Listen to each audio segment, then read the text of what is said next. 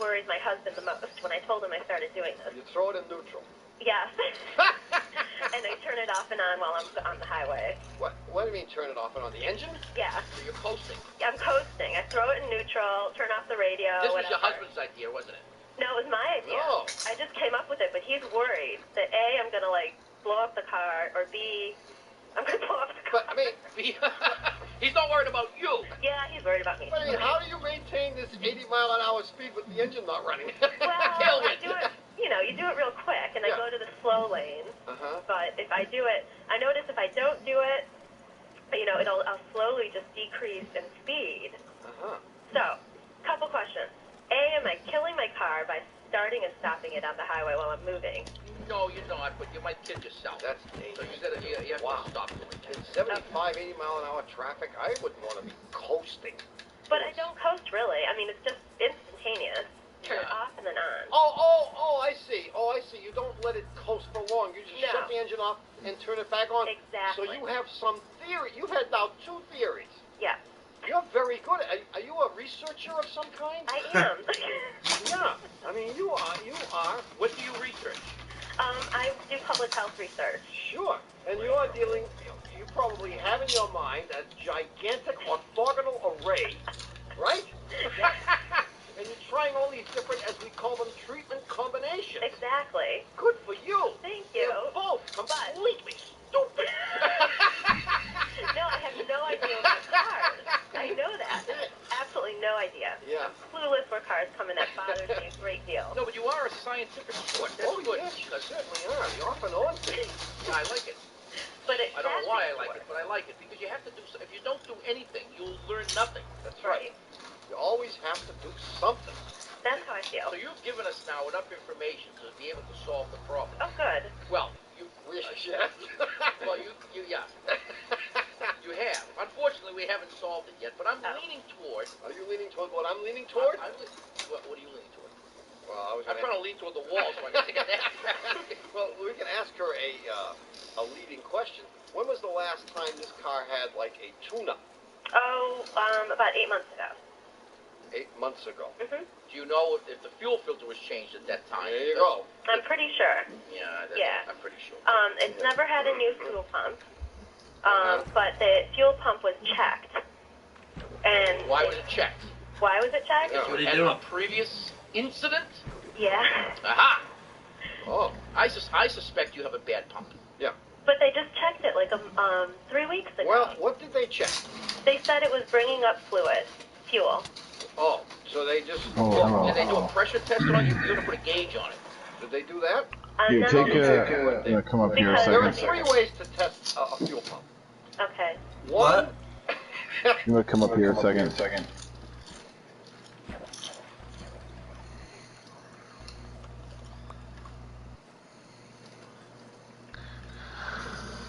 Take a look at this treasure map and tell me where you think it is.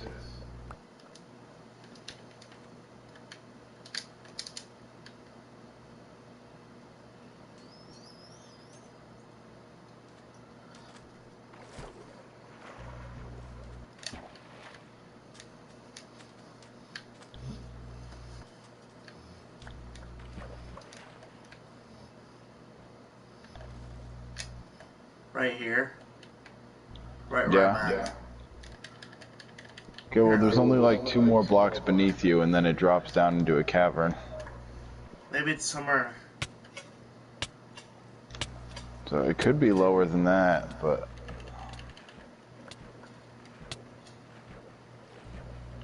Yeah, it's hard to tell though, isn't it? Yeah, there's your map. Oh, it went down. You might want to go get that. See it floating around. Here, you want a trident? I've picked up 2 since I left. Oh, now it's at the bottom of the sea. Oh wow, that one's in good shape. Yeah, I got 2 in 3/4 health. Oh, that's not common. And then, do you want a... Here, you can hold on to these 2. Damn it.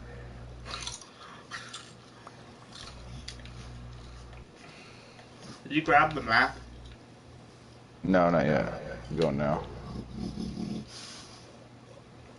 And then I threw some gold up there too if you want to grab that. It's over here. The map? Yeah, I got it. Hold on, I'll move it You got back. 2 drowns chasing you. Oh, they just turned to me. There. I'll drop it back to the bottom. Did you? Yep. I didn't see it. Well, you'll find it. You're in the right way. And I'll drop all the crap I picked up from over there. Yeah, not seeing any maps down there. Which way did you drop it? Maybe the one that's right here. Oh. Nice. Dang it! It went straight down. What? Went straight down the front of the one you were on. The map? No. No, I could have swore I picked it up. Maybe not. Here.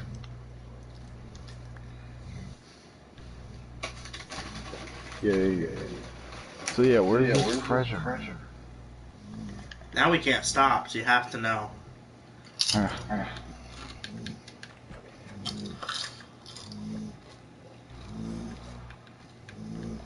Oliver, I don't think you could get any louder. You need some magma blocks for the air. Oh, but now we got a squid stuck in there.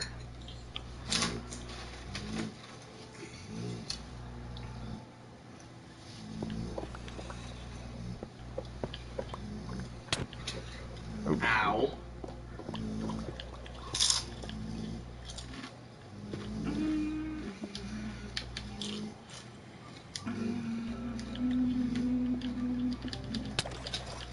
Ow. Oop, I just killed a squid. That's bad. Oh, you're bad. Maybe you should try to dig in a tunnel to the cave. Oops, Sort I of. dropped the sword. Here's some bread. Sort of. I was just trying to make the spot to get air that's a little bit lower than that one. Well, you should build it down into that cave, 'cause I think it's somewhere in that below that cave. Below the cave, wouldn't that be something?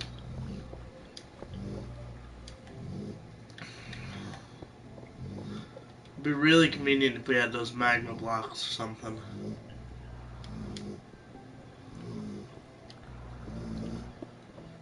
Doesn't magma pull you down? Don't they make you go down? Yeah, but you can get air from it. Oh, that's right. You know, I know where a magma block is because I found this treasure map in one of those things not far away at all. Is that? Oh, that fell down the hole. I'll wait here. Oh, look, it's right here. Do you see where I am? Oh wow, you're not far. I can see your name tag. Yeah. I can't seem to get up.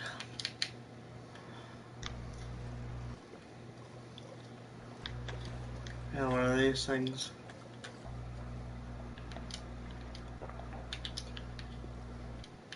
Yeah, there should be a magma block around it, right? Or maybe not. There's iron leggings in there.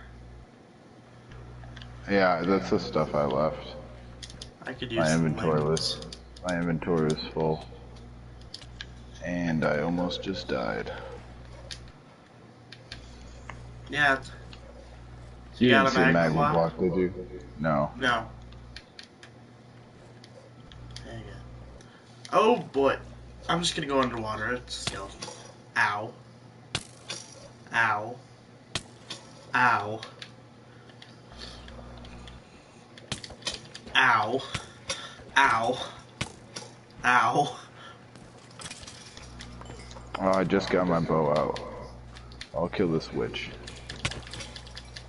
I swear I've gotten a trophy on this world before. I Yeah. get bugged.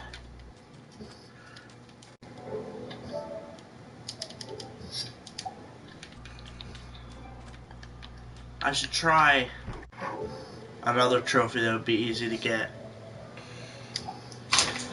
and see if it's bugged, kinda. Because I'm really close to a platinum in Minecraft.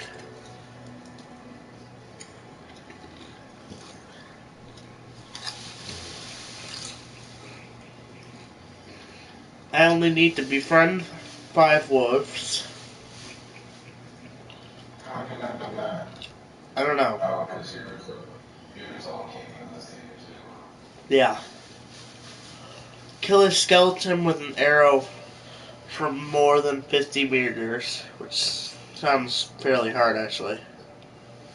No.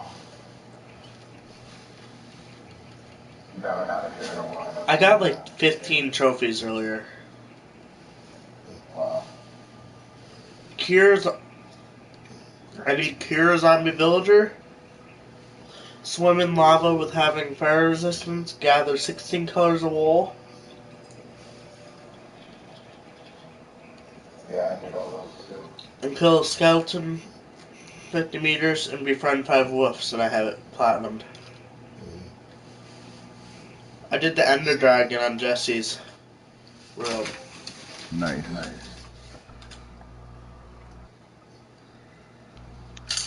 Alright, that's it. What building blocks do you have? On me right now. Mm-hmm. Cobblestone. And wood, but I really don't want to use my wood for it. Right. Ah, this is so hard because it's on the freaking edge of the ocean. I dropped him there.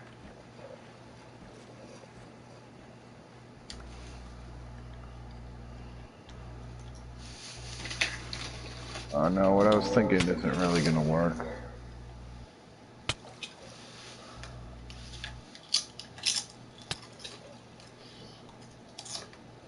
No, it's very rare that treasure chest will actually be under the ocean. I've never Yeah, I had wouldn't that think happen. it would be. They're usually like on the edge, sort of, but this one's hard to So you might tell. want to But... check in this little cave right under here. It might be. Well, it looks like it's right about here.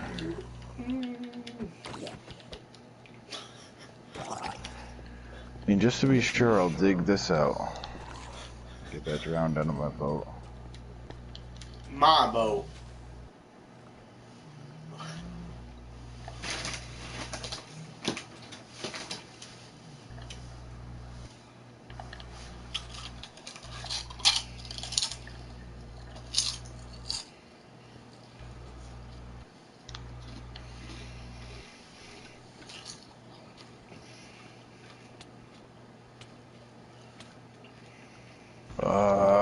I have to give up on this chest.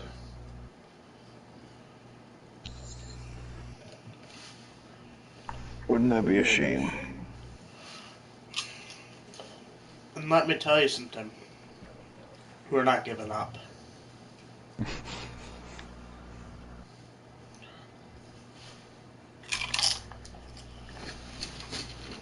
Alright, fine, I'll do it. I'll build it. I'll do it. One is the cheap and dirty approach. Okay. You disconnect the output line, you crank the engine, and if gas comes out, you say, it's fine. Okay. Which is maybe what they did. This is maybe what they did. That is the stupid way of checking. Right. The other way is to check the pressure. All right. Which is the only right way for this car because it's a fuel-injected car. Right. You have to know that you have the right pressure. Right. Okay. And you have to know that you have the right volume. Because it's possible for fuel to come out but not at the right pressure. It's possible for fuel to come out at the right pressure but not the proper volume. Okay. In which case, in any of those circumstances, you have a bad fuel pump. And that's what I think it is too. And it's only once a month that my brother and I agree on it. And this is it. All right. And you, Gloria from Ann Arbor. Yay. See you, Gloria. Well, thank you very much. See ya. Drive Okay. safe. Bye-bye. Bye-bye. She'll never make it to work again. 1-888 Car Talk. That's not get to work again. 55. Hello, you're on Car Talk. Hi, this is Dan from Utah, Hey, Dan. Whereabouts in Utah? in Salt Lake City. Where, can you name another city in Utah? Provo.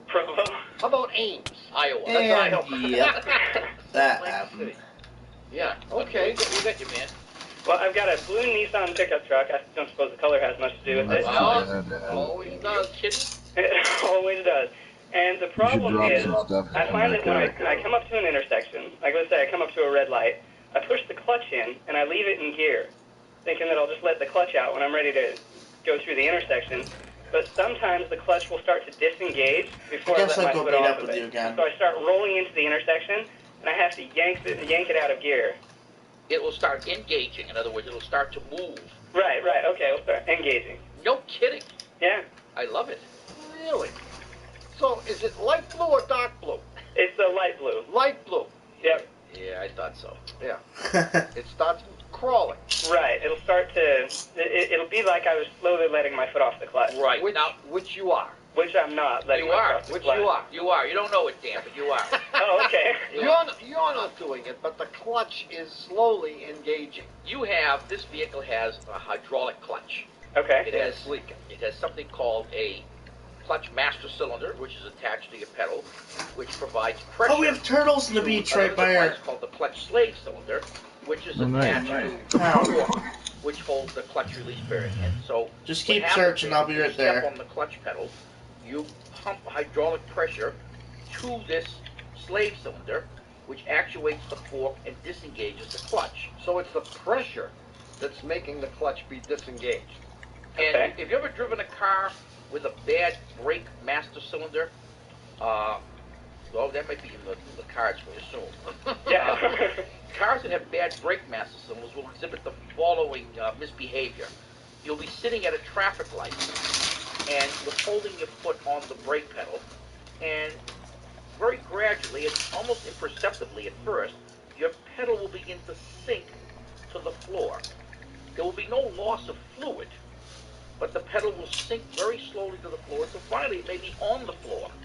And Because you've lost pressure. because the seals inside the master cylinder are allowing fluid to get past. That's the same thing that's happening to you, except it isn't your brake master cylinder that's failing, it's the clutch master cylinder. Okay. So you need to... And it's unfixable, and you're going to have to sell the truck. I'll give you $50 for it. So yeah, you need to replace your clutch master cylinder, and all will be right with Okay. the world. See you later. Thanks, bye. 1-888-CAR-TALK or 1-888-227-8255. Hello, you're on Car Talk. Hi, this is Tracy, and I'm calling from Washington, D.C. How are you, Tracy? Are you a lawyer or a politician? Neither. So why do you live in D.C.? I work for the government. Oh, Do no.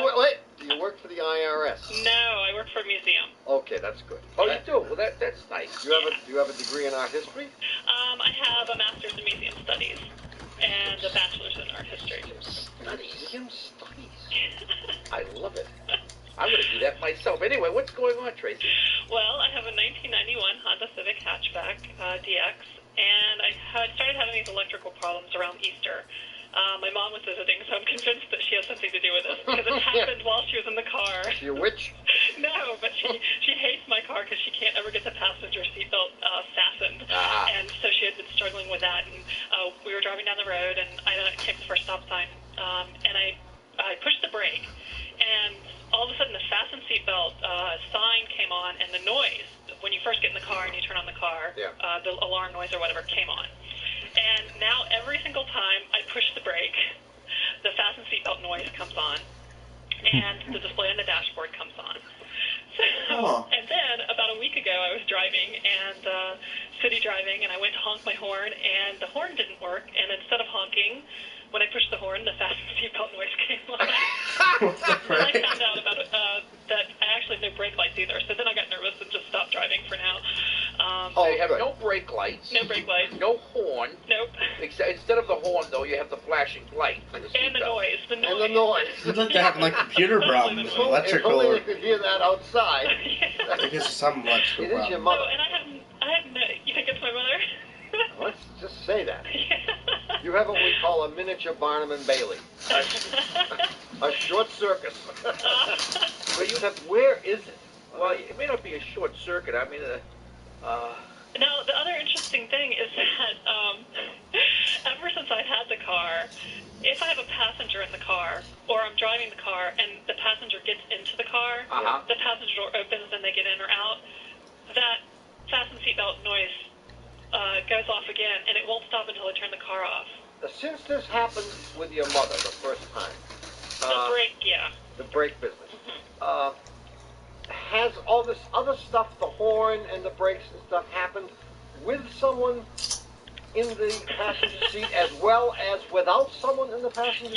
Yes, because I thought maybe, I mean, well, it started at Easter when my mom was visiting. is your mother, how would I put this delicately, a large woman? No, she's not at all.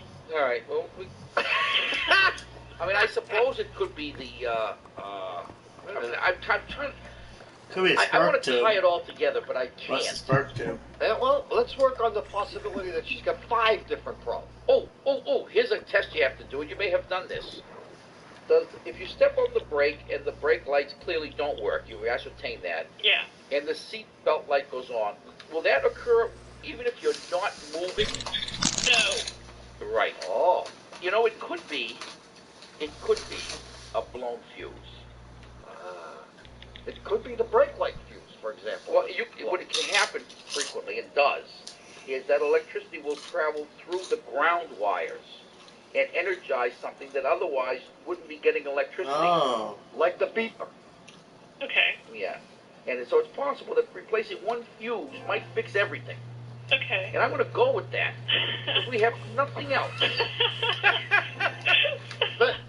But seriously, I would check the fuses, but this is a sort of thing that you're really going to have to break down and take it someplace and have them Look at it. replace all blown fuses and see if anything changes. Okay. All right. Good, Tracy. Thank you so much. Thanks for your call. All right. Bye-bye. All right, look, do you remember Oh, that? crap. No, I don't, and I'm not ashamed of it either. Well, let me see if I can refresh Dang your it. memory. Go ahead, with a few fill-in-the-blank hints. Oh, here we go again. Here's the first one. You ready? Yeah. When you visited the Trevi Fountain in Rome, you made a wish and tossed in your what? I tossed in my laundry. That was the day I spent in jail. I remember that part of it. No, I was looking for coins. Coins. The Three puzzle has coins to in a do puzzle. with coins. All right, try this. If I were traveling through I'm not the coming desert back by this camel time. like a nomad, I'll come back later, maybe. with all of my worldly I was possessions just on my finishing your back, thing. you Did saw you me, see how you much might water say, I got "Oh, drained?" what?" There goes my Yeah, I saw it With a before. bunch of stuff on his back. No? No, I was looking for a Bedouin. The puzzle was about 8 coins and 3 Bedouins, and we'll be back with the answer in just a minute. Well, I've been saving for a custom van, and I've been playing in a cover band, and my baby doesn't understand why I never turn from boy to man. I got it cover band, and my baby doesn't understand. Saving for a custom van, and I've been About cars, car repair, and the answer to last week's puzzle, Eric. And this was part of the Bedouins in... Yeah. Hey, if you'd like to hear more car talk. Yeah, like if you're a dentist and want to remind your patients there are things more painful than a root canal. You can download hundreds of classic car talk shows. And by classic, we mean Old. Previously aired. You know. exactly. Just go to cartalk.com and click where it says, listen to the show. Hi, we're back. You're listening to Car Talk with us, Click and Clack, the Tapper Brothers, and we're here to talk about cars, car repair, and the answer to last week's puzzle, Eric. And this was part of the Bedouins in the Desert series and was sent in by someone named Richard Nielsen. You ready? Yeah, I'm trying to recall. I don't remember. Well, it's going to come back to it. Oh, did he say 5 Richard minutes. Nielsen? Yeah. Bedouins were traveling across the That's, desert. Richard's Ways name. was distant. Yeah, I In the know. middle of the day, they sat down to eat the loaves of bread they had brought with them for lunch. One had 5 loaves, the other had 3, making a total of 8. Got it? Well, yeah. Just as they're getting ready to eat, a stranger comes along and asks if he might share their meal. He said, I have plenty of money, but unfortunately no food. The two agree to divide their loaves equally among the 3 of them. After the meal is finished, the stranger lays down 8 coins of equal value for what he had eaten and goes away. The better one with the 5 loaves picks up, well, 5 coins, Sure. and leaves 3 for the other guy. But the other guy says, no, better one, Brett. Look, we both shared our loaves. We can each get 4 coins. Since they couldn't agree, they call in a magistrate. Happens to be passing. He happened to be testing out a camel. He was road testing a camel. The magistrate listens to the story and figures out who should get what. So the question was the first guy right? Was the second guy right? Or were they both wrong? And what's the fair way to divide up the money? And I think I said that I thought this might be a good SAT question. Yeah, it is a good answer. Well, it turns out they're both wrong. I knew that. And the magistrate figures out how they should divide up the money. And here's how he figured it out. Go ahead. They had 5 loaves and 3 loaves. Okay, that's 8 loaves. Yeah. Let's say the guy with the 5 loaves took and cut his 5 loaves up, each of his 5 loaves up into 3 pieces. So he'd have 15 pieces. Right? Okay. The guy with the 3 loaves does the same. He cuts each of his 3 And loaves 9 pieces. into 9 pieces. Oh, I like it. Now, interestingly, they have together 24 little pieces of bread. Yeah. Conveniently, there are 3 of them. So each person, each of the 3 is going to eat 8 little pieces of bread. Yeah. Now, the guy with the 15 loaves eats 8 of them himself. That means he has given 7 of them to the stranger. The guy with the 9 pieces, the guy with the 3 loaves has cut his up into 9 pieces, but he's going to eat 8 of them and give 1 away. Exactly. So the magistrate says the guy with the 5 loaves gets 7 coins, and the other guy gets 1. So who's our winner, man? That's good. The winner is John Boyer from Manhattan, Kansas. And for having his answer selected at random from all the correct answers that we got, John is going to get a $25 gift certificate to the Shameless Commerce Division at cartalk.com.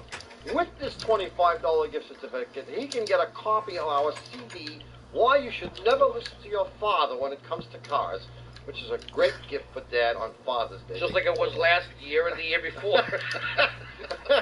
In case, well, it comes in handy in case you forgot or your father forgot. Get him another one. And don't forget, this is the right time to order it because you might get it by next Father's Day.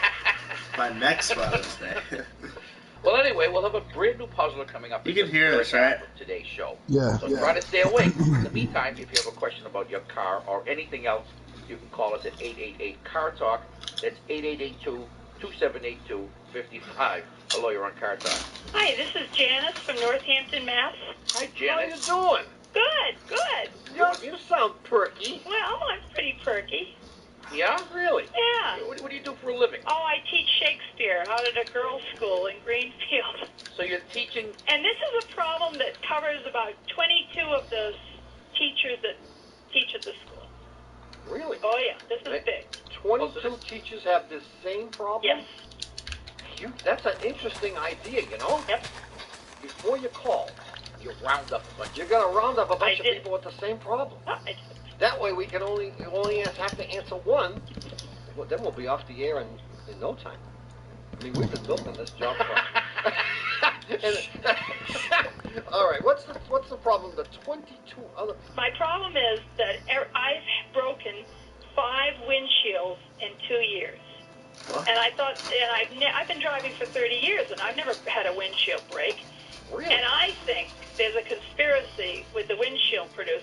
I think they're producing really flimsy windshields. So I did a little poll, and all these other teachers have the same problem.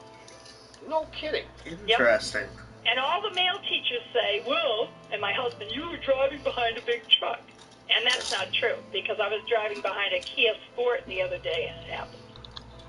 Oh, so you know... I think the people that replaced windshields put cheap windshields in. Yeah, the little piece You're right. picks up. You think gets they the what? windshield. Oh, okay. The people that And are is there any similarity making the kinds windshields of are just putting times cheap windshields in. people own? Yeah. No, vans, sedans. Most of the OEM. Chinese. No. I looked into that too. So you can't find any common thread. Well, they're all replaced by the class people around here. Yeah, Well, that's the common. That's the common thread. Yeah. You mean the guys who drive around with the pebbles in the back of their car? That's what I'm thinking. Yeah, well, it could be. Yeah. Well, you are correct that the windshield manufacturers are making, what did you call it? Flimsy windows. Flimsy windows. And they are making far flimsier windows than they used to make 10 or 15 years ago, because they're trying to, the manufacturers of the cars are trying to increase gas mileage. And one of the ways you increase gas mileage without using really any technology, it's sort of a dummy's way of doing it, is you get the car to get lighter and lighter. And windshields now are about half as thick as they were 10 years ago. Yeah, the next step is saran wrap. You gotta stretch it really tight, or you can't see. Well, the good thing about that is the rocks bounce right off. Isn't it fine? And you obviously drive on the highway. I do. Yeah. It is unusual. I mean, I have to say. No, let's one go of my back. other friends had 4, another one had 2. Over the past 5 years. Over the past 2 years, they said. That's very unusual. Yeah. There's got to be one kid that you're really... Is anybody flunking real bad? Well, Yeah. Well, I mean, we can ask all the glass manufacturers, but I say it has to do with the incidence of pebbles. Is there some kind of So you think Butchie's Glass is out there no? holding the road, so to speak, with No, pebbles? I think there's some kind of gravel pit around there that people are making. Where is this? Western Massachusetts, right? yeah. There must be some granite quarry down around there, and there are trucks driving around with stuff. That's what I'm guessing, because it doesn't make a lot of sense. It doesn't make a lot. Well, of sense. these pebbles are just getting flung up off the road. Yeah, because somebody's driving around dropping them. Yeah, I agree. There's no conspiracy. I don't. Well, it could be a conspiracy. It could be your buddy at the glass company, because don't forget, he's the only one making money out of this. Yeah. He and Butchie's Auto Glass. Butchie's Auto Glass and the manufacturers of the windshields, of course. They're making money. Butchie's Auto Glass and Sand and Gravel Company. And Charm School. Yeah. Yeah, is he in the business of gravel? You check. All right. Yeah. I mean, you have a lot of students there. Let them do a little research and find what other business Butchie's in. And I'll bet you'll find out that Butchie is in the gravel business somewhere. Okay. Good luck. Tim. Well, thanks a lot. Bye-bye. Bye-bye. Shouldn't buy it. 1-888. I think it's true. Of course it's true. No, I mean, I don't think windows today are that much more vulnerable. Windshields are that much more vulnerable. Well, you're going to get hit with something. I mean, they are more vulnerable, but you're going to get hit with something. But I've been hit plenty of times with cars that I'm driving. Yeah. Yeah, and nothing's ever happened. Was it a dope slap? Was your wife Oh, in the the car? windshield. 1-888-CAR TALK. That's 888-227-8255. Hello, you're on Car Talk. Hi, my name is Elliot from Berkeley, California. Are you a student, professor, or do you sell jewelry on the street? Or do you have a falafel truck? Or a falafel truck? I'm a high school student and part-time revolutionary. A high school student? Yes. No kidding. You're part-time revolutionary. Oh, yeah. What are you revolting against? Who knows? Anything. Everything, right? Yeah. Good. Good for you. Great. It's good to revolt. You know, it is. It is. Don't put up with it, whatever it is. No, of course not.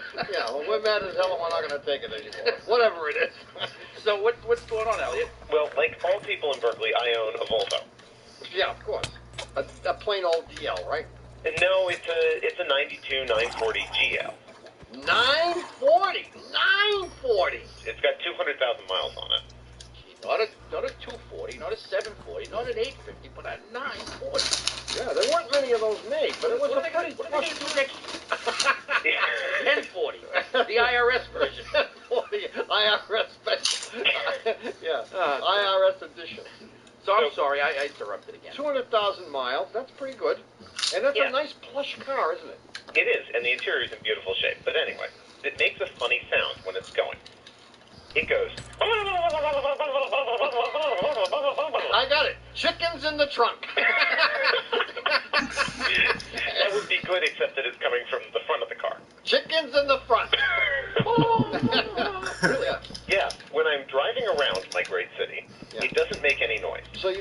it up in the morning, you've started driving around, and it runs fine. Yeah, and when I'm below maybe 20 miles an hour, it's okay.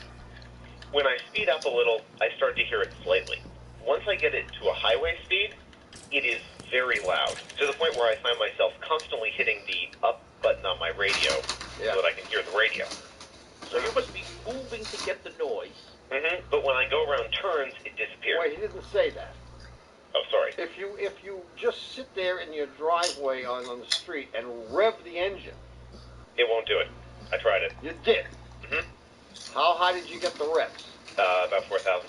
That's Too a lot. high. You could have blown the engine. That was crazy to do that. What'd you do that for? What were you thinking? What are you, nuts?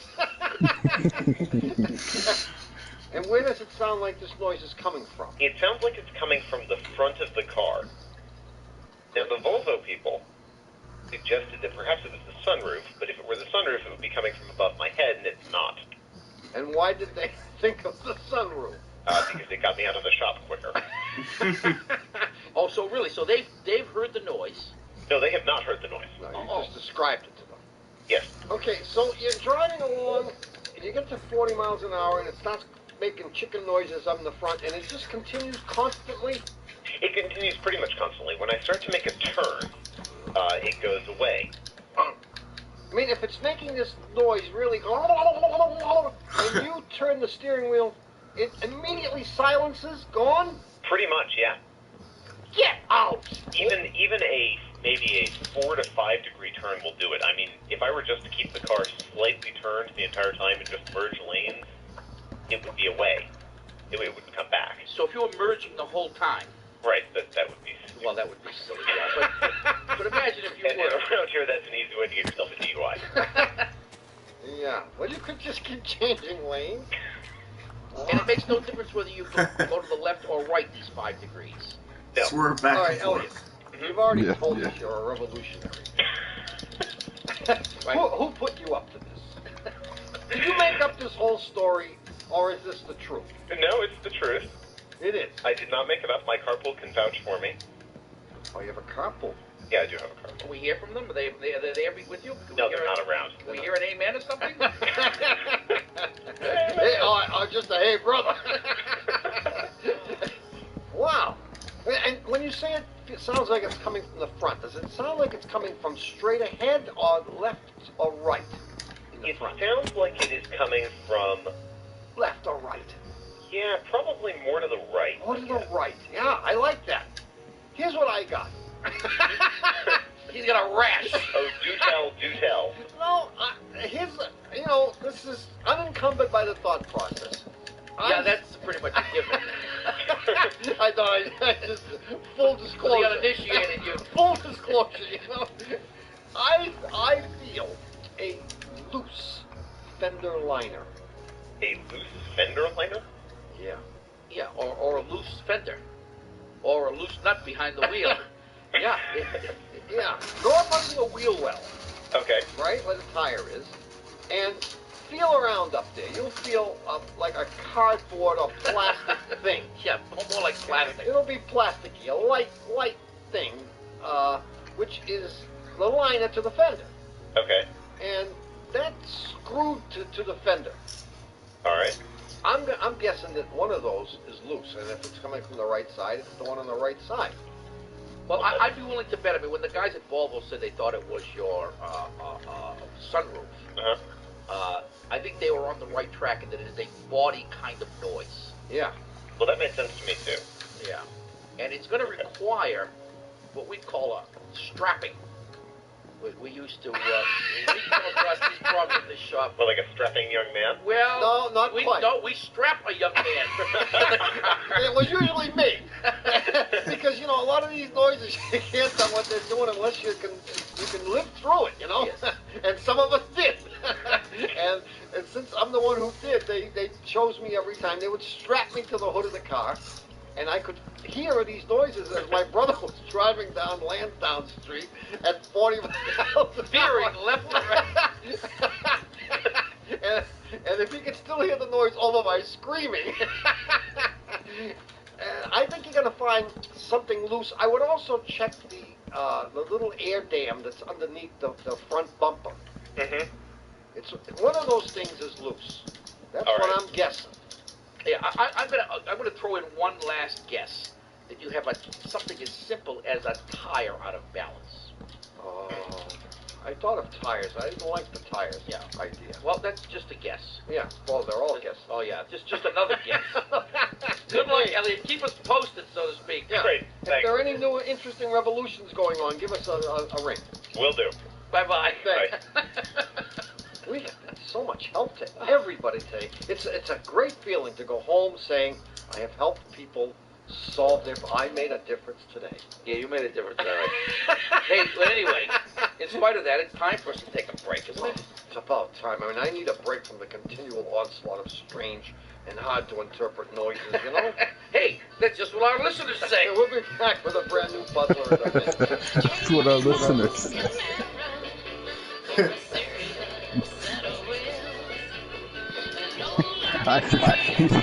I need a break from the onslaught of strange and hard to interpret noises. That's what our listeners say.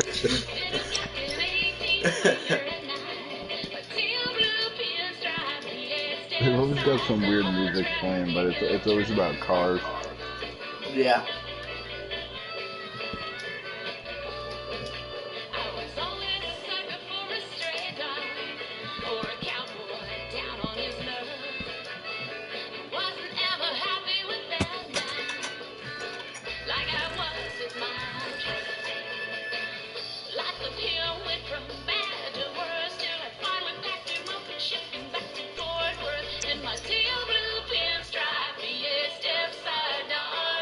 Oh, And even good though Lord, I found and it. their Asti Spumante, whenever they hear us say it. This is NPR. I found it. Hi, we're back. You're listening to Car Talk with us, Click and Clack and Tapper. What did you say? And we're here to discuss I cars. found it. And What it was in it? you have to call it. What? What was in it? Folkloric, cultural, historic. And it's a true story. Well, we got a Heart of the Sea. Minus the misrepresentations, Useless. the obfuscations, and Nah. the outright lying that I'm going to do. Mostly. But other than that, That's how you make a conduit. other than that, I think it's a true story. And you can breathe underwater. But I heard it may be a true 2 diamonds, Everything. potion of regeneration, 2 book and quills, and a music disc. And a bottle of enchanting. Bottle of enchanting just gives you XP, right? Yeah. You might want to just save it or something. Why? Like put it in an item frame or something. Because they're rare to find. And doesn't Well, give you I much. used it. Oh. Well, because I mean, I would save it, but my inventory is getting really full already. Yeah. So full, I'm gonna have to dump these diamonds. Yeah, right. Mm.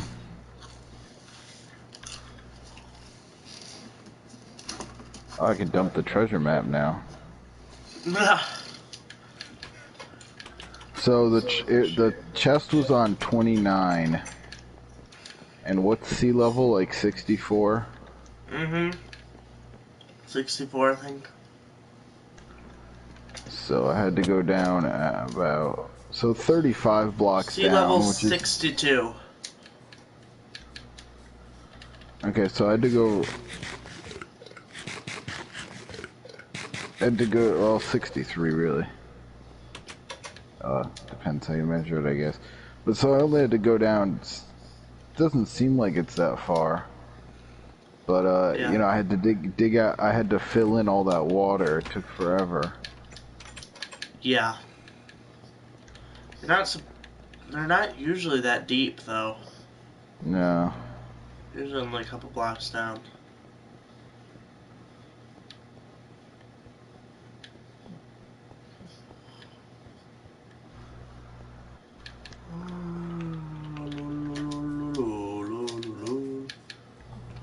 Of course, there's 3 boats here, because you died twice. Yeah.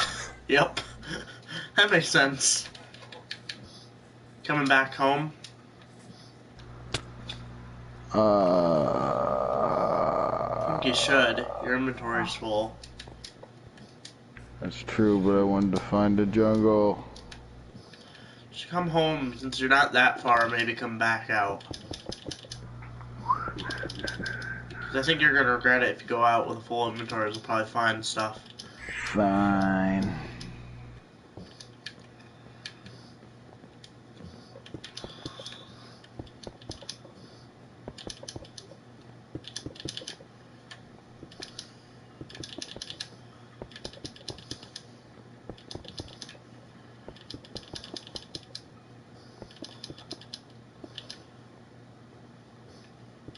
What are you working on? My house. Ew.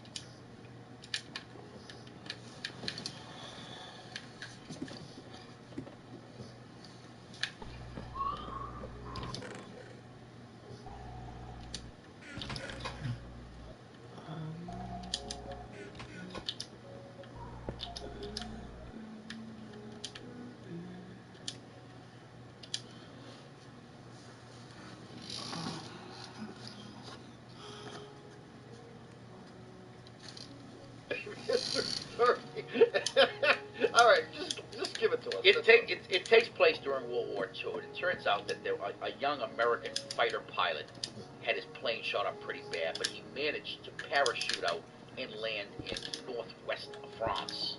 Yeah. Outside a little village, where he was discovered by the townspeople, understandably shaken up, but otherwise unharmed.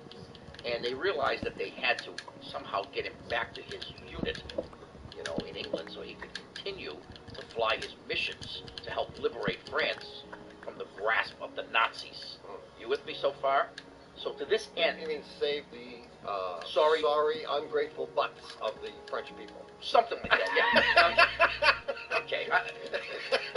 So to this end, they figure they have to disguise him and give him some phony ID and the like, so they remove all of his clothing and discard it, including his shoes and his socks. Of course. They destroy his dog tags. They dress him up, typical French garb. He's got a waist-length blue jacket. He's got a pair of sabots. He's got a French beret, 2 or 3 days growth of beard, and he even looks French. So they of course, travel under the cover of darkness with their American pilot, and he is going to meet with a little boat, which is going to take him across the channel. Well, their last night in France, they stop in to enjoy a repast and some cognac. And while they're there, a group of German soldiers comes in. Henri, one of them. Paul Henri. Paul Henri was one of them. And one of the soldiers scans the room. He's out of earshot of any one of these people sitting at this table. Yeah. And he points to this person, and he says, "That's the American." How did he know? They all stand up and say, "Allons enfants de la patrie." I saw that movie. Whoa! Did I give enough hints? Did I obfuscate, misrepresent, and lie enough? That was beautifully done. If you think you know the answer, write it on a postcard or a ripe melon. Send it to Puzzler Tower. I couldn't hear it that well, but it sounded like they dressed him up and looking really French. But I bet they could tell he wasn't French because of like the way he. And if you have a question right now, if you can't wait, I would guess. I think they said they were drinking cognac, which is a wine. I would guess something about the way he was drinking, or the way he was holding the wine glass, gave him away as an American. Yeah. Yeah, that's my guess. I don't know. Yeah, me neither.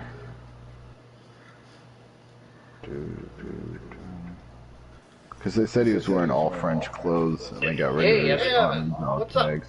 Well, I have a question of an orthopedic nature. Yeah. Yeah. You hear it? My wife and I had 2 Toyota Camrys. One was a 92, the other a 95.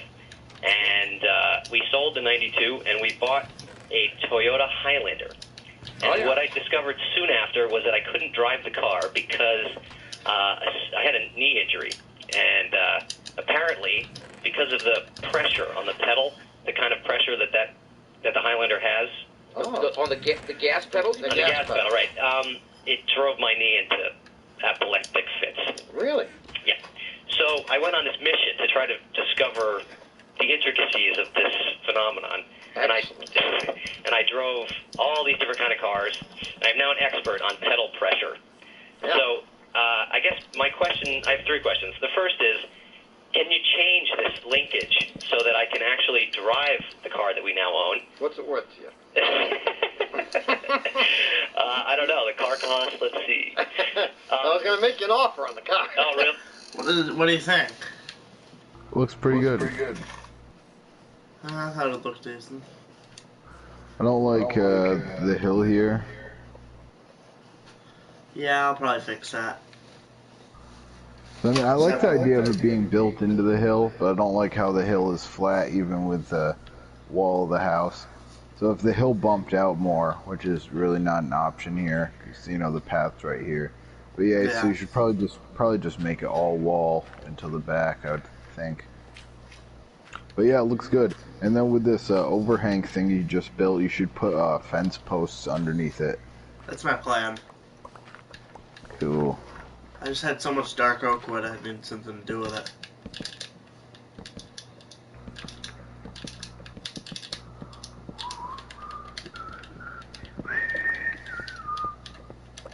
Yeah, it looks good. What are you gonna do for the roof? What? What are you gonna do for the roof? I don't know. For now, I'll probably leave it, but eventually I'm gonna do something. Yeah.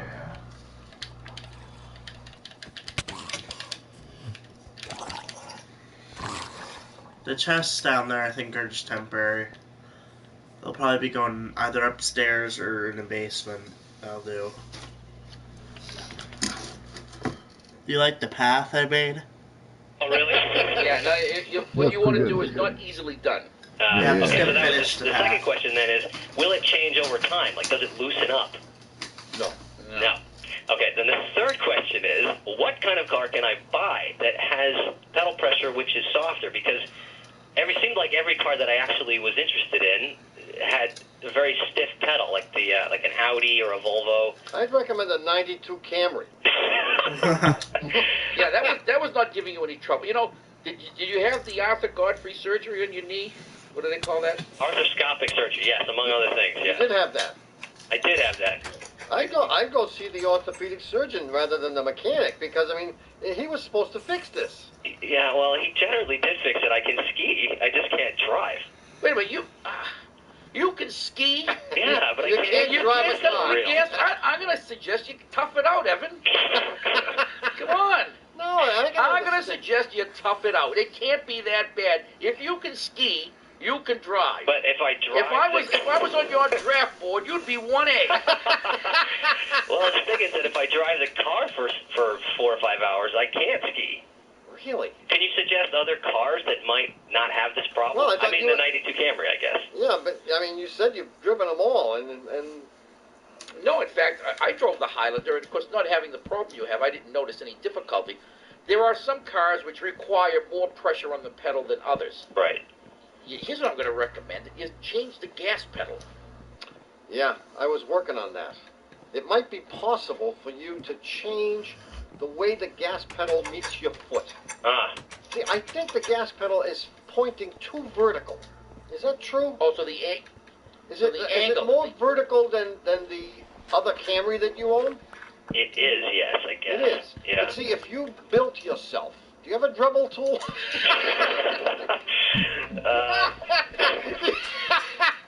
No, if you made yourself a wedge. Yeah. So that the bottom part of the wedge hits the floor. And now, and the rest of it rests against the gas pedal, and it comes off the gas pedal at a different angle from where. Yeah, you with me? So I think you need one of those humongous. Remember the dune buggies used to have that big gas pedal like a foot? Yeah. That's what you need. You need one of those big feet in there. Yeah. Yeah.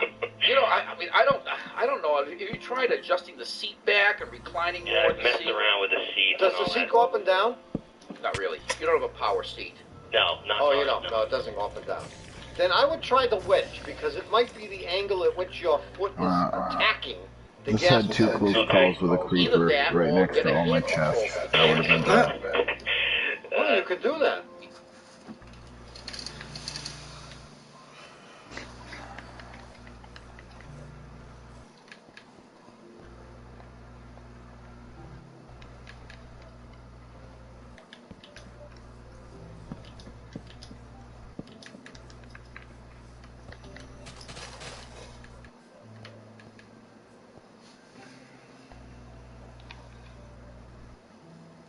Yeah, I think it's good now that that staircase goes down to here, too.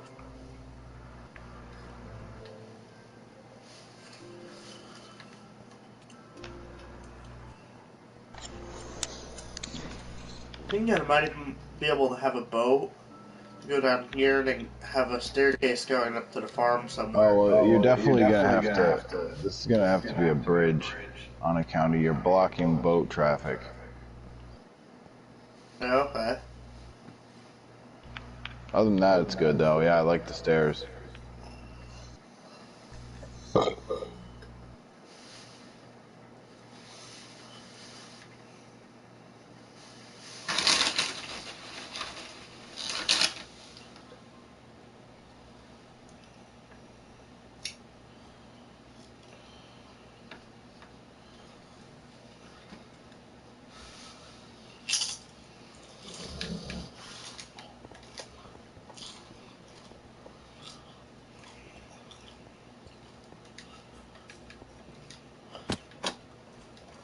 I was thinking of places where we should have like a marketplace or something, where we just have a bunch of shops and stuff.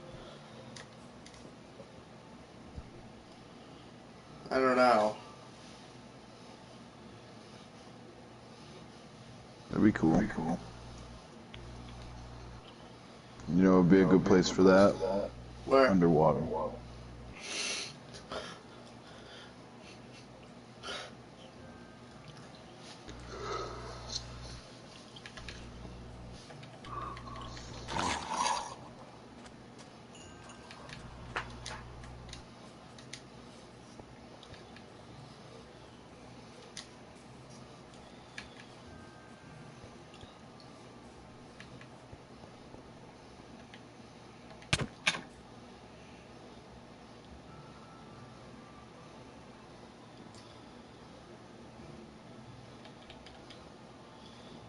Hello? You alive, sir? No. It's reading about conduits. Oh.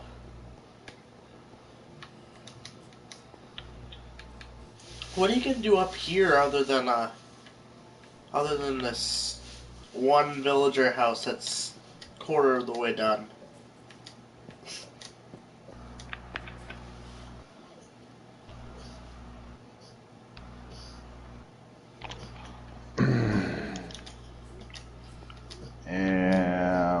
Some very important things.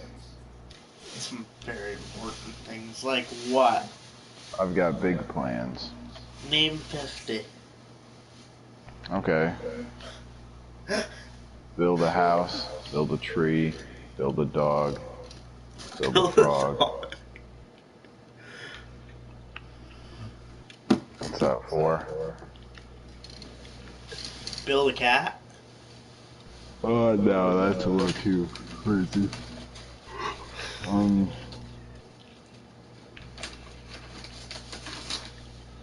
Because the villagers are kind of going to be tracked into this area more of around here. Dig a lake, dig a pond, build a bridge, build an aqueduct, build an oil refinery. What's that? That's like 12 things. Well, I'll get back to you with the other 38 later. It actually has to be 55,000 now.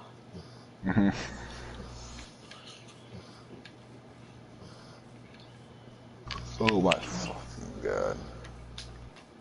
I placed this conduit to see if it would work, but you have to build some stuff around it. And now I can't fucking get it back, because, well, first, I barely have enough oxygen to dig it, because it takes forever to mine it. And these drowns keep attacking me when I'm down there. Oh. That's gotta be annoying.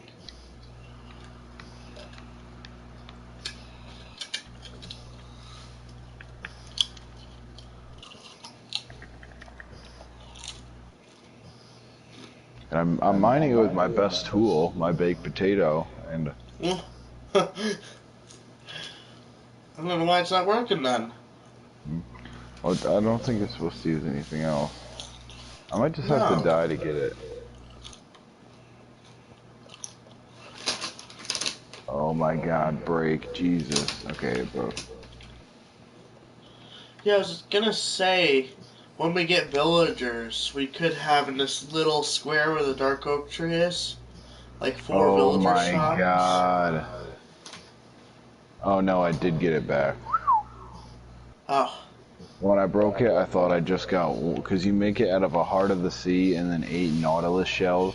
I thought I just got 1 nautilus shell back and lost the heart of the sea. Oh. No, but I did get it. Yeah, what were you saying? I was thinking this little square right next to the villager breeding hut that you, like, haven't even worked on a tiny bit in a long time. I was thinking we could build, like, maybe 4 villager shops here. Like, have a librarian, a couple of the different kinds of villagers. Maybe a butcher shop, armor or whatever. Like 4 shops in the center here, and like build it around the dark oak tree. And kind of make this the center of town. In between the 2 hills. The breeding hut would be there, and then the... But that would make the center of town off-center. Not necessarily center of town, just has... Do you want our town to be uncentered? You know what happens to things when they're uncentered? Nothing. They fall. Dude, literally every time I kill 2 drowns, go back up for air, and there's literally 2 drowns spawn in the same exact spot. I'm gonna stare at the spot this time and maybe it won't happen.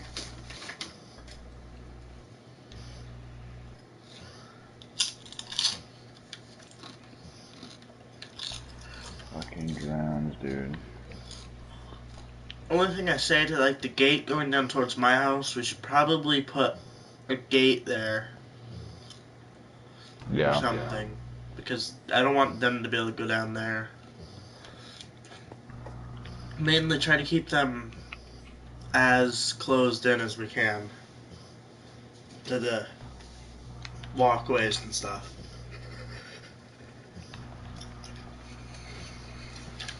I mean, they can still get out, but then we won't lose 100 villagers a day.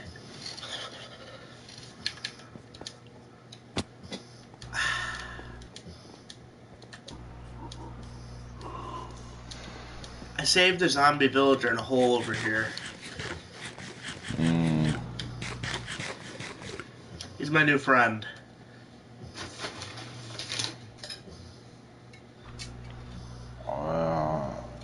I mean, it's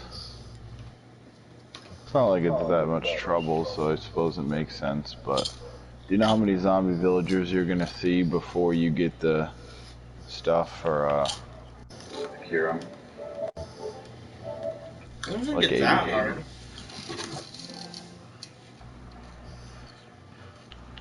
Well, you're gonna need blaze rods. Yeah, I could look around the nether. What do you need to cure a zombie villager? According to BBC, if a zombie attacks one of your villagers, it will turn them into a zombie villager. You can cure them by using a splash potion of weakness and a golden apple. Splash Rose is a weakness and a golden apple. So see, that's not too hard, but you know what I mean? They spawn all the time. You're gonna see a lot more before you get those things. I mean, you already got them there. It makes sense. Hey, come down here a sec. Hold on, let me put a few things away. I'm just gonna say, screw it. What? Go attack those drowns, would you? Those two.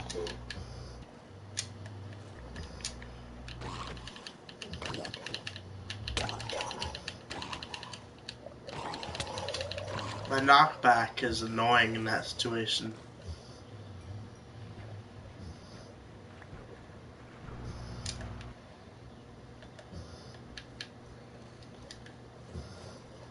How much longer do you need? I got it.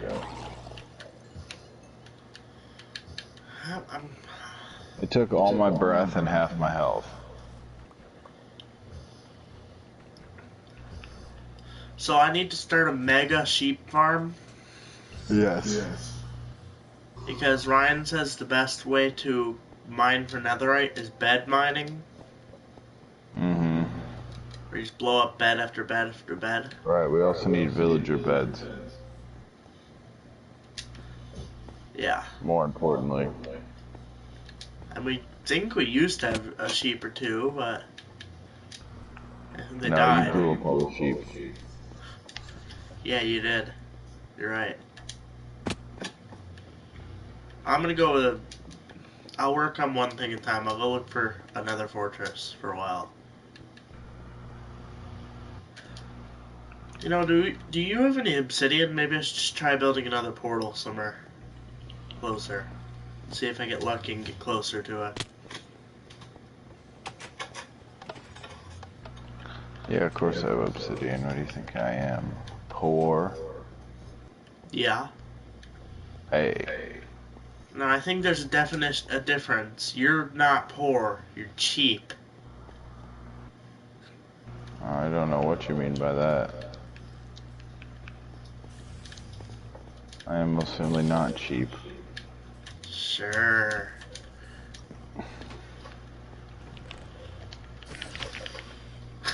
She shot that guy. Knockback gets annoying sometimes, though, in some situations, like the where the drowns were. Up here's some.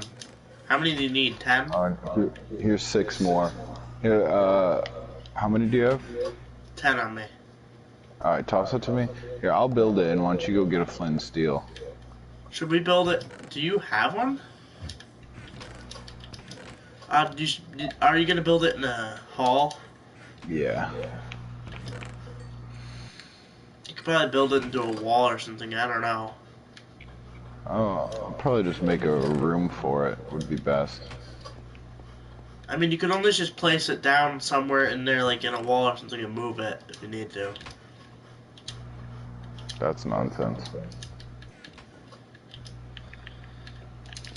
Although then you do lose your spawn location.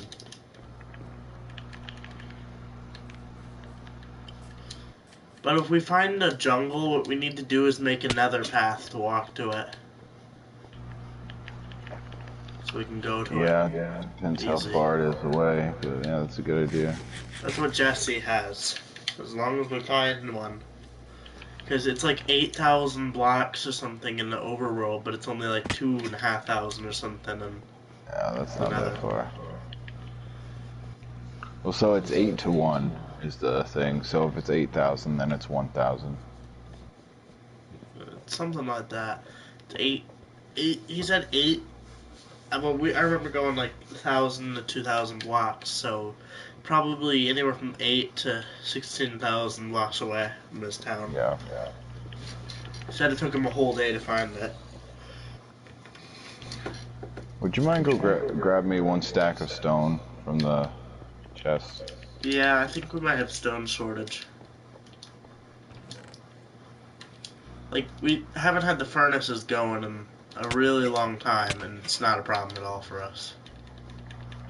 How is there a zombie in here? Oh, they're coming from the chest room. That's where the mobs are coming from. Thanks. Do you have iron? No. But I have... Very helpful. Well, for appearances, we're going to need a dark oak door out here, of course. But then for security, for appearances, we're going to need a dark oak door here. But then for security, we will need an iron door here. I've got 40 dark oak doors in my house. I accidentally made a stack of a while ago, so... Nice. Well, we don't need it right now, but... I'll bring them down since I just died. You destroyed one corner of the map table, and even though it didn't have a map, I'm suing. It's a strange thing about creepers. It seems like the granite or whatever we have on our floor as our floor is like resistant to explosions. Because every time one blows up in there, it only does a couple blocks of damage. Right, I've noticed that. I noticed that on Farmingtondale. I wonder if it's granite and whatever andesite is Generally, resistant. it just seems like well, maybe it's because you have to like polish them and then place them. But generally, it just seems like the stuff you have to work harder to make is more resistant. Yeah. But I do think they actually have hardness values. Yeah, this is diorite, isn't it? Yup. Yeah, polished diorite. Which I really like the look of.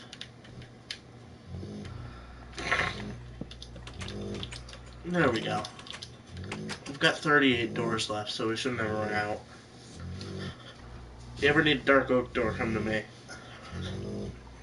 You got it. Jeez. Oliver, you're like shaking the house. You're snoring. That's Oliver Dog. Well, Tati snored. Please, Oliver, just pant.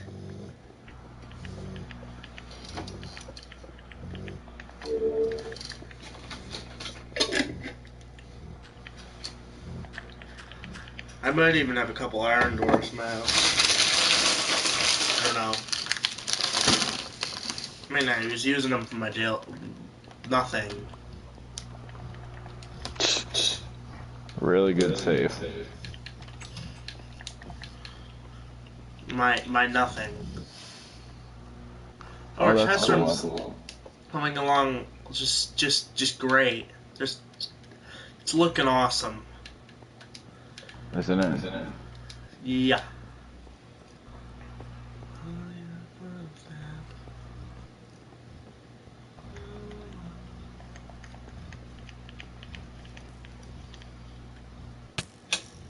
Ow!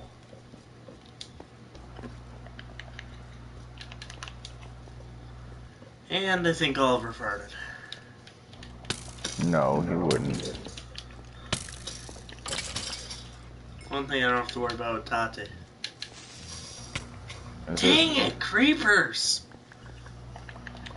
Blew up 4 railings and didn't give us any of our endless. Whatever, I'm not fixing this 4 explosions or whatever.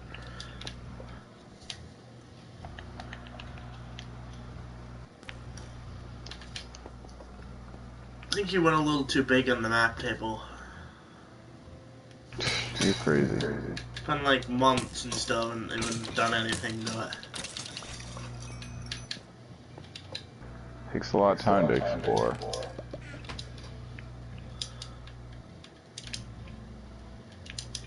Time takes a lot to explore. If that makes any sense. No, it doesn't.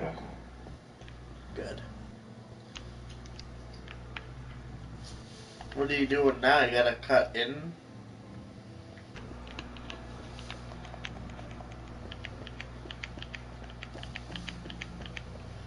Alright, I feel light like it our up. town's like a rich person's town now. Why? And then there's just me mixed into the mix. Just look at our golden chandeliers, and this is like a multi-billion-dollar. This is like probably $1 billion project. This hall. Yep. Yeah, you don't even want to know what the city spent on this so far. And how much is this gonna raise our taxes? Well, not as much as you'd think. There happens to be a rich benefactor who's been donating tons of money. You see, he got rich in the diamond mining. Whatever. But you still have a tax. He's just been donating so you can keep the tax break for him, right? Mm-hmm. Well, he's been donating many, many more times than what he would be taxed, so I don't think you need to worry about him paying taxes. Yeah, so in future times, he can keep getting a tax break. What do you think of these inverted stairs? Oh, See that? This? Oh, that? I don't know. I think it looks decent. Well, you know what I think? What? I don't know. I'm going in another. Do it. Oh, really? You dare me to? Dare you to. Wait, tell me what you think of this first.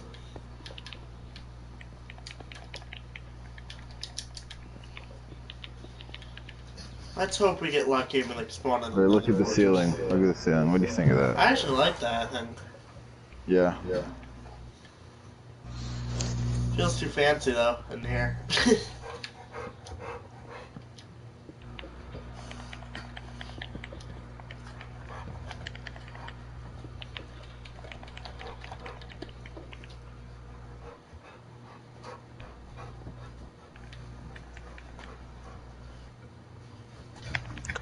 Torches on the portal. That's so tacky. You are. Please spawn in another fortress right next to one. Please spawn in another fortress right next to one. I hope you spawn in a lava lake. Okay, we literally just spawned like in the same exact biome.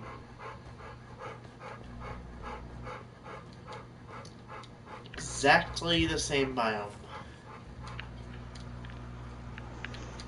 God, the same useless area. Okay, well, I just put some sand in front of the way out.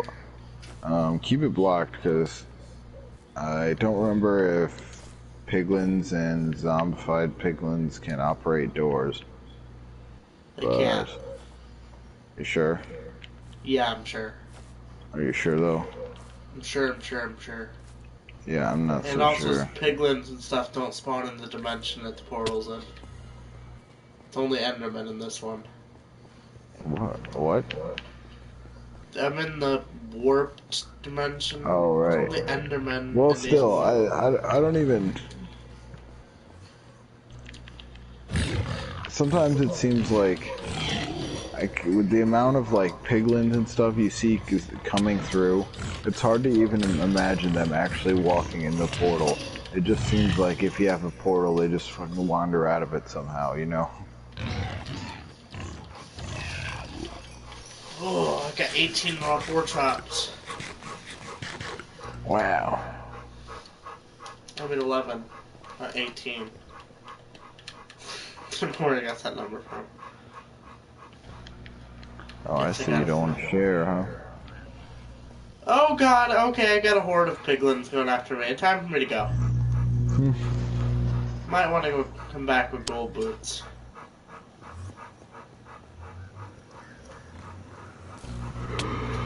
Dang it, I can't...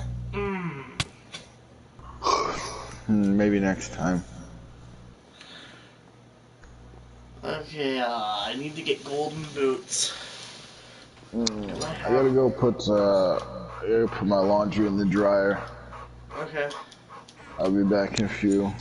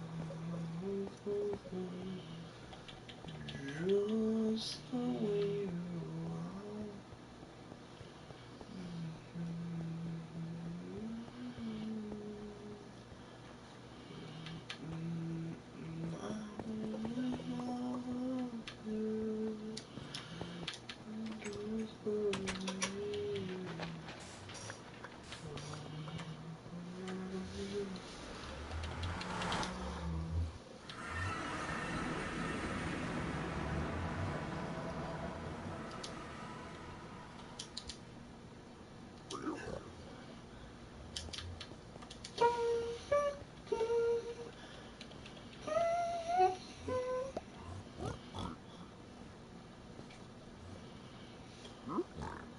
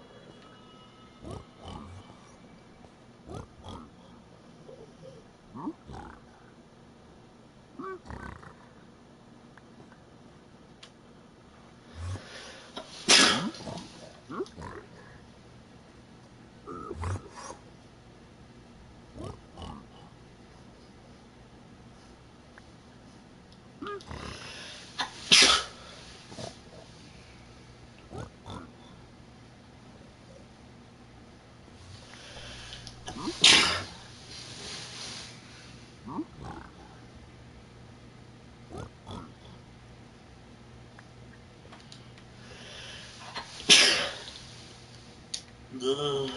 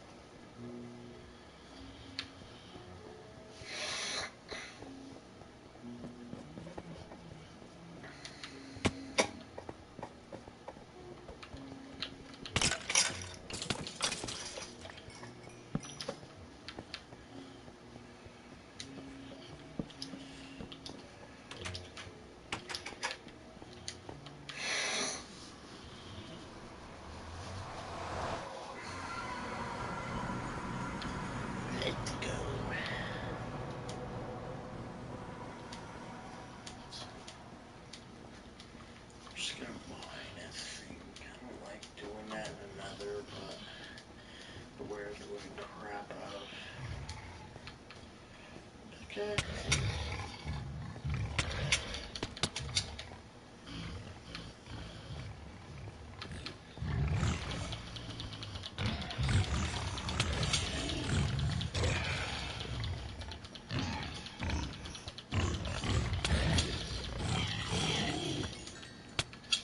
Damn it.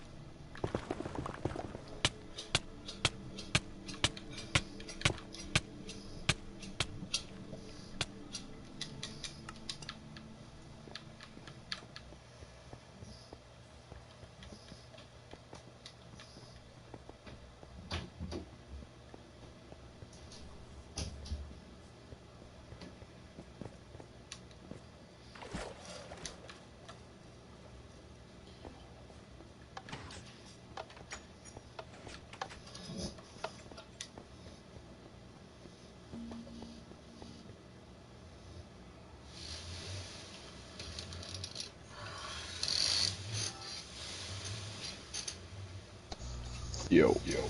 Hey. Hey, here's the car talk puzzler for you. So, this man and woman, they're married. They're shopping for a used car. And the used car salesman says, oh, I've got the perfect car for you. Yeah. Ooh. Slain by an Enderman, huh? Yep. He says, I got the perfect car for you. It was driven by my 4th grade teacher. This little old lady who only drove it to school every day and church on Sundays. And on Saturday it just sat in her driveway. And she never went out of town. Yeah. And so it's in really good condition. And on short notice, she had to leave town to care for a sick relative, so she sold it. So it's a great little car, hardly used. Yeah. And well cared for. And yeah, so it just hardly used, never left town. And so they're checking it out. The woman gets in the driver's seat and the husband gets in the passenger seat, and they're checking it out. And the woman, you know, fiddles with everything on the dashboard and runs the wipers and turns on the radio and everything works well. And the husband says, oh, isn't this great? Let's buy it. And then the woman says, no, I don't think so. The salesman is lying to us. And so the question is, how did she know he was lying? And of course, you know, used car salesmen have a bad reputation, so then they joke like, how did they know he was lying? Well, because he was talking. Because he opened his mouth, that's how they knew he was lying. You know, but it's pretty tricky. But any guess how they could tell that it was a lie?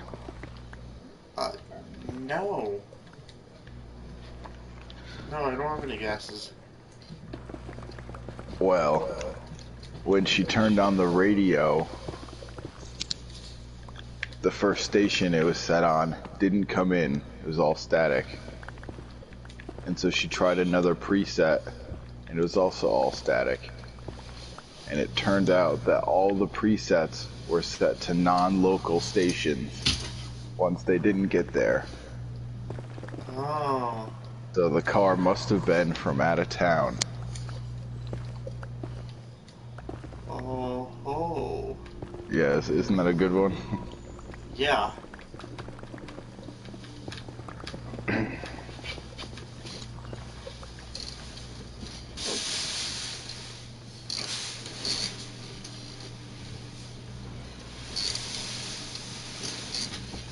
Yeah, it's always tricky with the setup for those, because you have to mention that she, like, turned on the radio and stuff, but you can't say it too obviously or people will be thinking about the radio.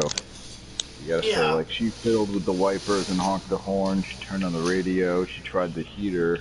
You know, you just have to slip it in there and add a bunch of other stuff, too, so people don't know what is the key. Yeah.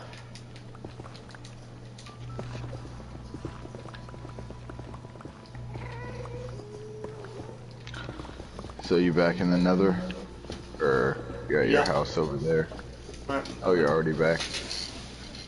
Yep, I'm digging through to try to find the fortress. Nice.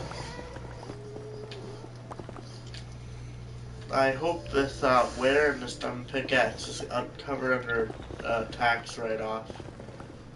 What?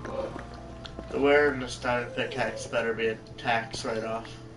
Huh. Okay, I've made progress. I'm into a normal biome. I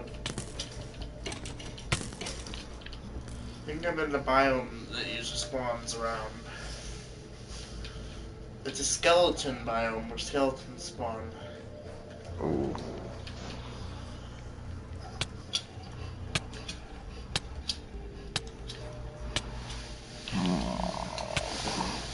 something I really have to do that I definitely don't feel like doing is organizing my chests.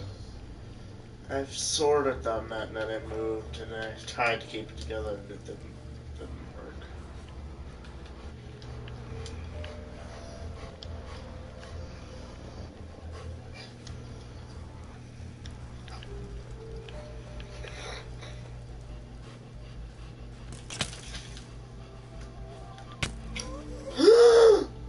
I made it so far, and a freaking skeleton dropped me into lava.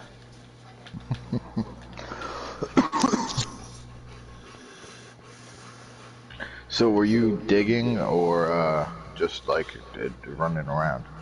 Digging. Hmm. Oh, that's good, because the digging is slow, but then once you have a path, you can just go right through it. No, digging's fast with a Well, yeah, but you know what I mean. If you were right, but if you were just like running through places you could already go, then that really sucks to be set back. Yeah.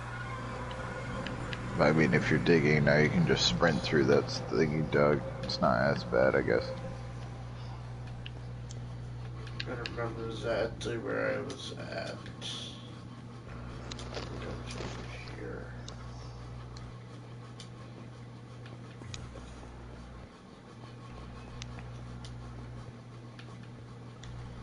That's an Enderman, not a hole in the wall.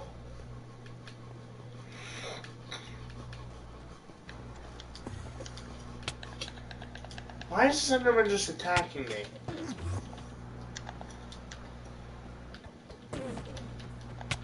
It must have looked threatening.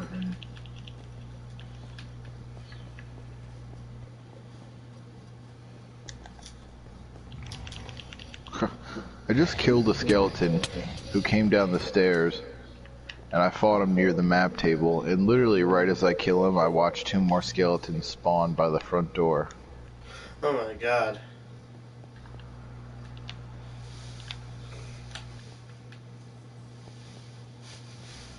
Oh yeah, I forgot. Those doors are skeleton spawner doors. I forgot to tell you. Well, I just added these torches right here, so hopefully Yeah, that'll help a little. Dang it, I paid a lot of money for a skeleton spawner door. Why did you deactivate it? Got ripped off.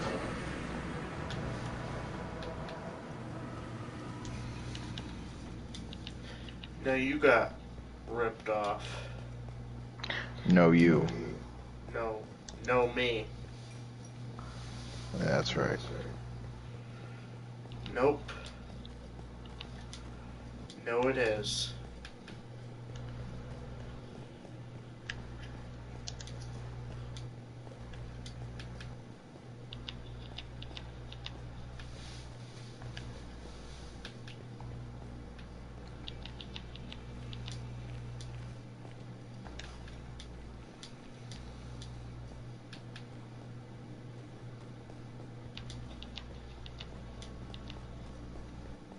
There's my hole.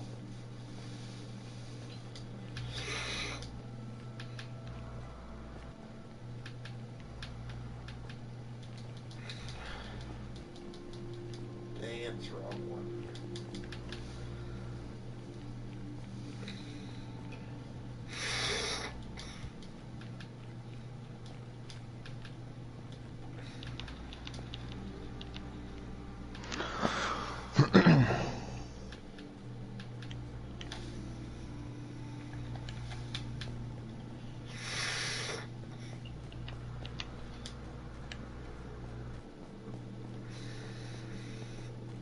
Nether Forge, why do they have to make everything good, useful, and cool in Minecraft hard to get?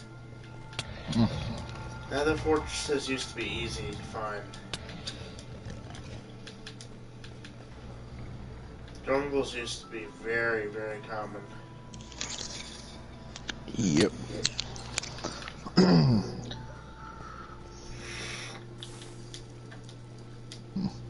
I remember once you and Ryan were at my house, and we were playing.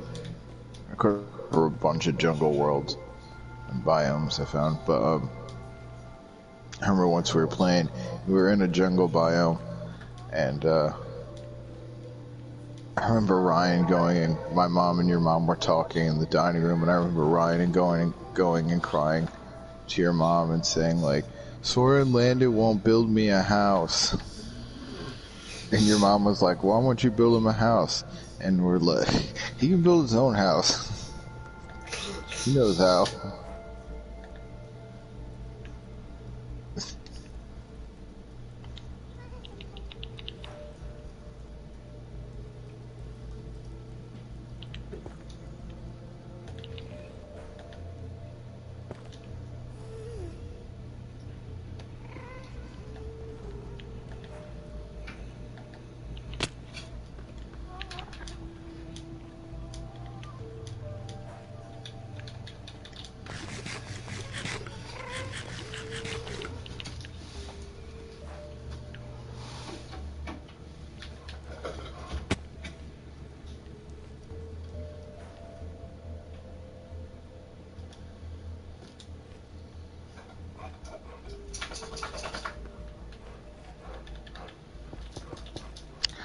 That sounds like Oliver Dog.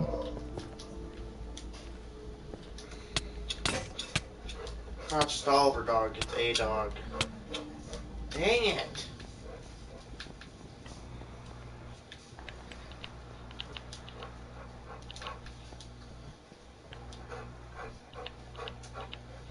I really want to find a fortress.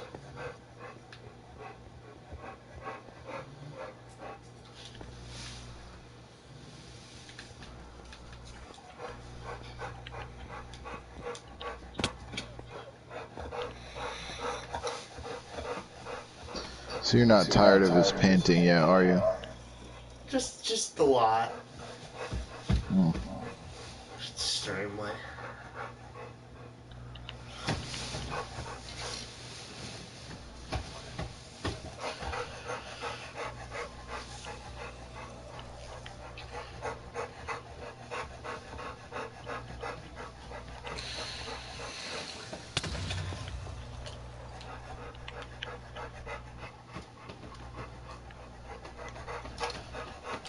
Papers just like attracted me.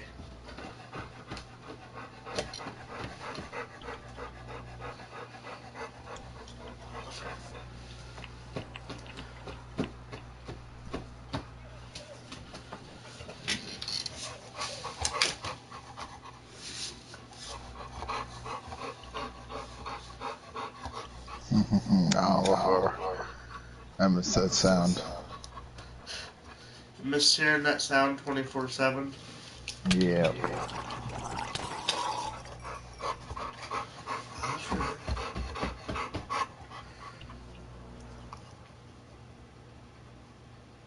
What are you doing?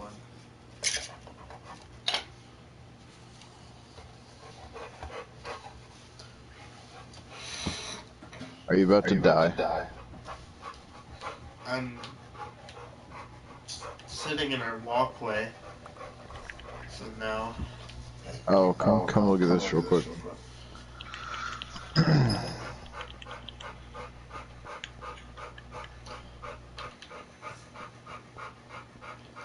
No, you left the door open to the portal. Look at this. So you see where we are? Yeah. Oh, so I don't know the extent of this body of water on your side there. Yeah. My guess is it keeps coming out here. Yeah, it might just be an inland sea, or I'll have to scope it out. But it's pretty cool how you see there's like a big ocean down here where this ice is and stuff. It's kind of cool how these rivers that run through where we are set up here, that's like, well, there's a few other rivers, but that's pretty much the shortest, easiest, and almost the only way through from down here to up there. Otherwise, you'd have to go all the way around, and then you hit land up there, and who knows. Isn't that kind of cool how we're on, like, the skinniest part of it? Yeah. I like that. Mm-hmm.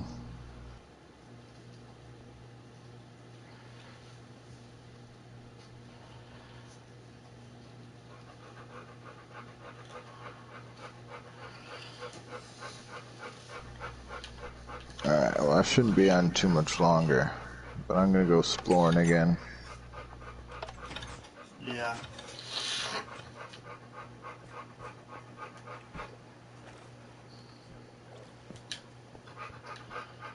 Hello, old friend.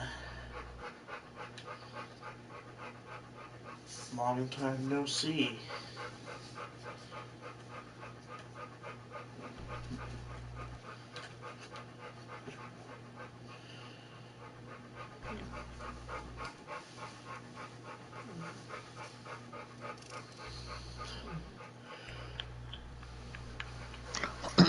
Who's that? What? Or what's that? Your old friend. I don't know. My old friend, it is. It's where it all started. For me. Or what? What's that? I don't know. Okay, well it sounds like you do know. I do know not.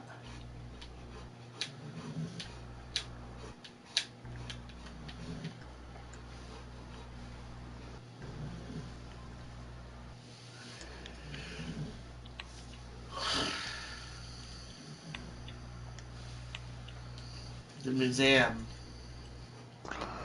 Oh. What? I said, It's oh.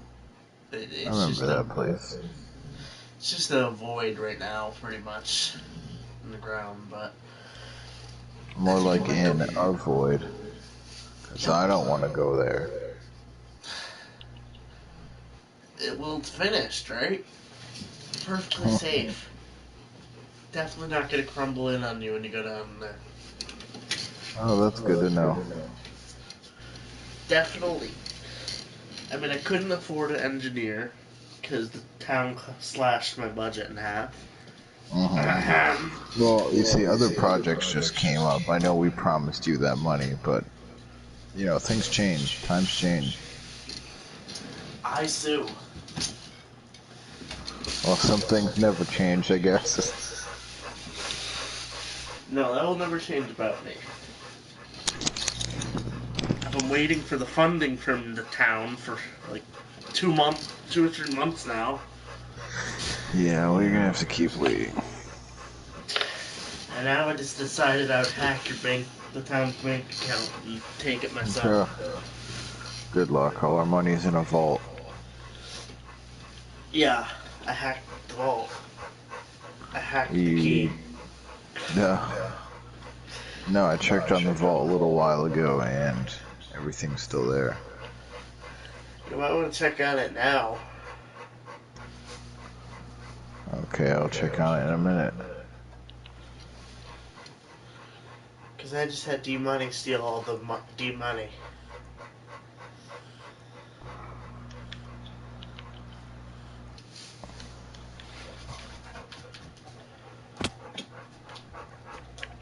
No. No, I'm looking at it now. No, everything's still here. I think there's so much money in there you probably didn't realize the $5 million I just took. No, I have it all very well organized. I know how many blocks of diamonds and how many blocks of emeralds there are. Like, none? No, I can't tell you how many, but it is more than none. That is all I'll say. 1? No. You're running yourself out of resources doing all those infrastructure projects. Well, we are using resources, but if you think we're running out, then you have no idea how much is in there.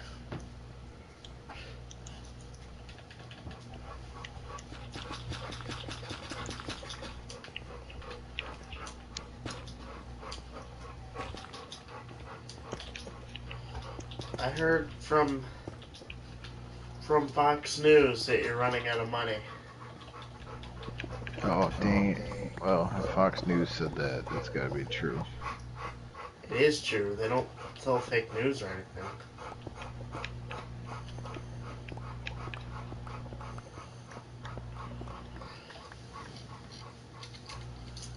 Also, every other newscast in the country said it. Well, them I don't believe.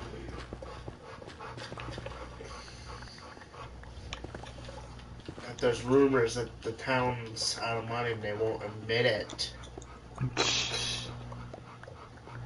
I don't know what town that could be, but it's certainly not this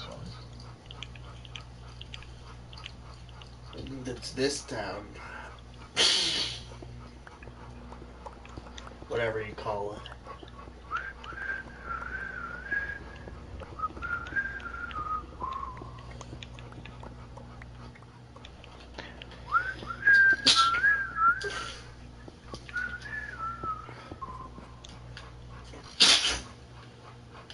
Alright, keep it down.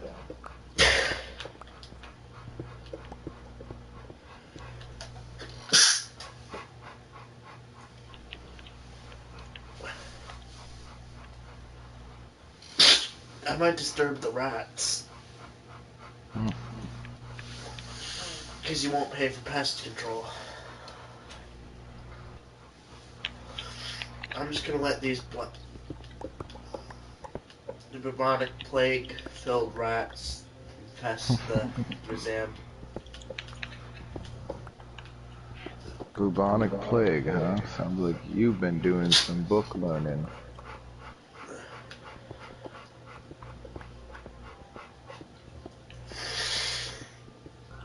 Whoa, whoa, whoa.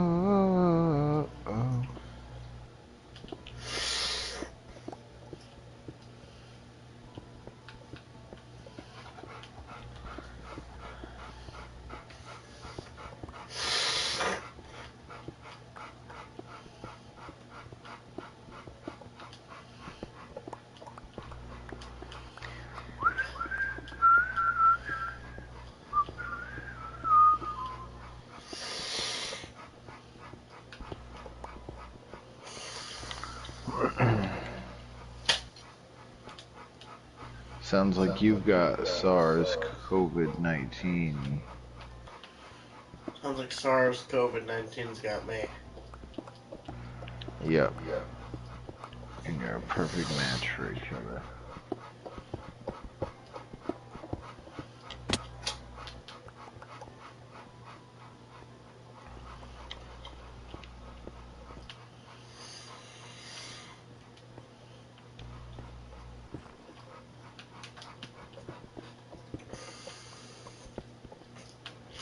I don't think it's fair that SARS had COVID named after him.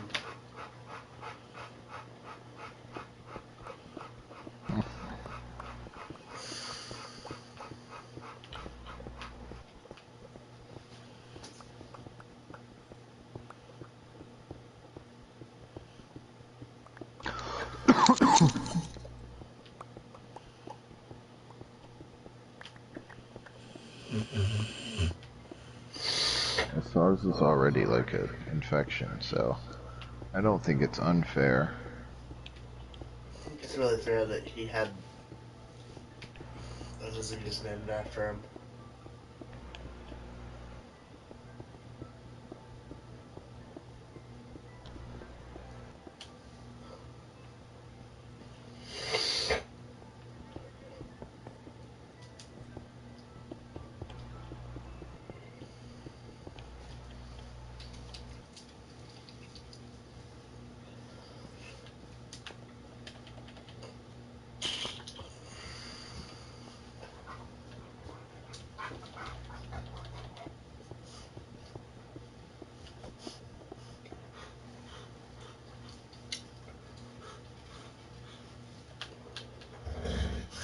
Jeez, Oliver.